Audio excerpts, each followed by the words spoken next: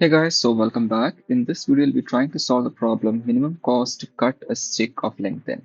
Okay, you are given a wooden stick of length n labeled from 0 to n. You're also given an integer called array cuts, okay, where each cut represents a position along the stick at which you can make a cut. So in simple terms, you have to find the minimum total cost required for all the cuts. All right. Now the cost will be equal to the length of stick being cut. Okay. So I'll be explaining with this particular example. Okay. In this, the cuts you're allowed to make at indexes are 2, 4, and 7. Now here they choose to cut at the fourth place first. Right. You're cutting a list of length 10. So 10 will be added to your cost. Now after this, you will get list of length 4 and a list of length 6. Okay, then you'll cut these as well. So you'll get 4 plus 6 as well. And that's how you get 20 as your final answer. Okay, so now the question is, how do you find which cuts to make so that the cost is minimized? Okay, so now let's see how we can solve this. This is basically a dynamic programming approach. All right. So basically, I'll be explaining the basic concept of like how it works. So now say for example, the cuts they gave, right? 2, 4, 7 is what they gave, right? If I'm not wrong. Okay. Now the thing is, instead of looking at the problem like this, like which index should be cut at first, we can make sub-problems out of it, right? So we can basically check what will be the cost if we cut from 0 to 4, right? Like this could be the first sub-problem we solved.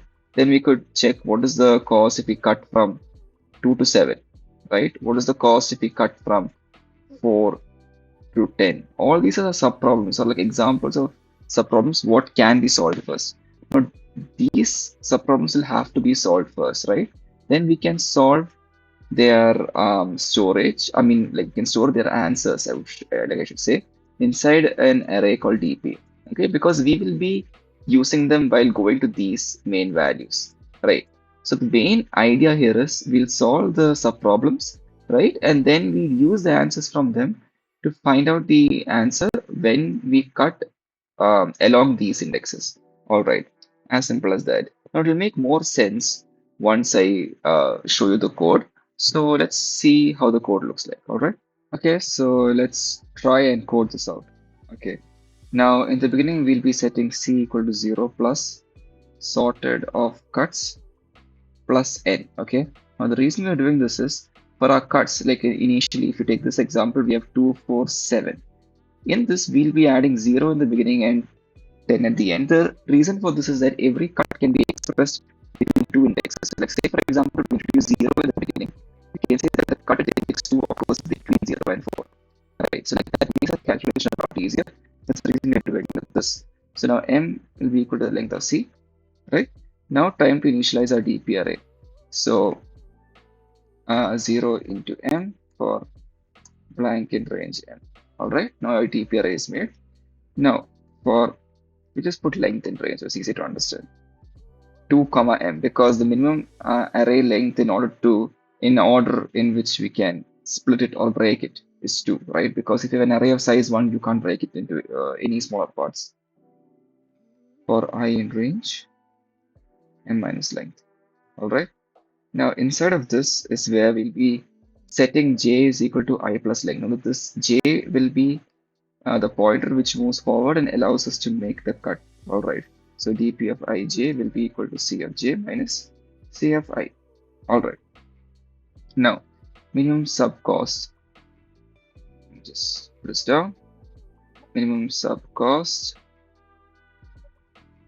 will be equal to float of infinity, right? We'll keep it an infinite value at the beginning, right? Then we can reduce it depending on what we get. So for k in range, I plus 1 till j. Okay. What can we set? We can set minimum sub cost to be equal to the min of minimum sub cost itself, or the dp of ik plus dp of kj. All right. Now this is the two sections what we have, right? So we are the main section is from I to j. We are making the split on k. So ik and kj is what you'll get. All right. Now that's basically it. Now dp plus equal to minimum sub cost will be keeping on adding the cost Then at the end, we can return dp of 0 and n minus 1.